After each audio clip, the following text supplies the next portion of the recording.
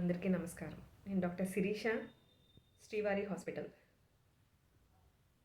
ఈరోజు నేను చెప్పే విషయము ఎవరికైతే బాయ్ కిడ్స్ ఉంటారో, ఇంకా స్కూల్ టీచర్స్కి, ఆయాస్కి చాలా ఇంపార్టెంట్. మార్నింగ్ ఎమర్జెన్సీ నుంచి, హాస్పిటల్ నుంచి ఫోన్ కనెక్ట్ అయింది డాక్టర్కి.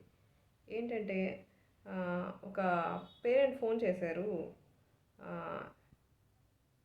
చిన్న కిడ్ ఉన్నాడంట, 8 years కిడ్.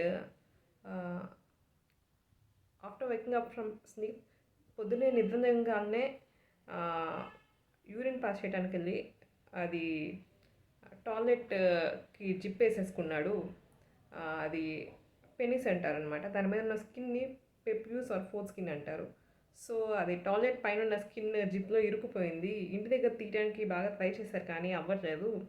సో అబ్బాయి ఏమో ఏడుస్తూ ఉన్నాడు బాబు అని చెప్పి ఫోన్ చేశారు. Concern doctor phone call attend అయ్యి దాన్ని సార్ట్అవుట్ చేయడం జరిగింది. ఇదొక్కటే కాదు, సంవత్సరంలో 1800 మంది అది పెనిస్ ఇంజరీస్కి ఎఫెక్ట్ అవుతున్నారు దీనివల్ల.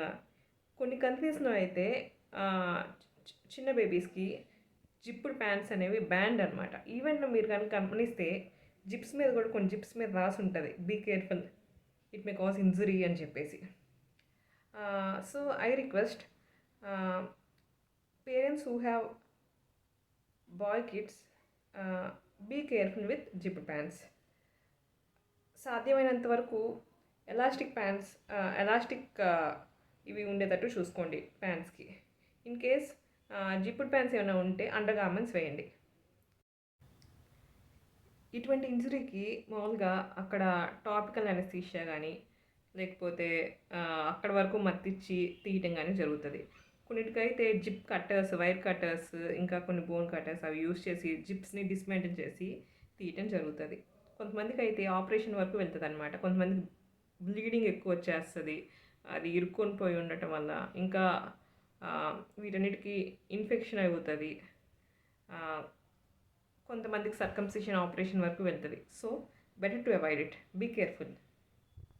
Thank you.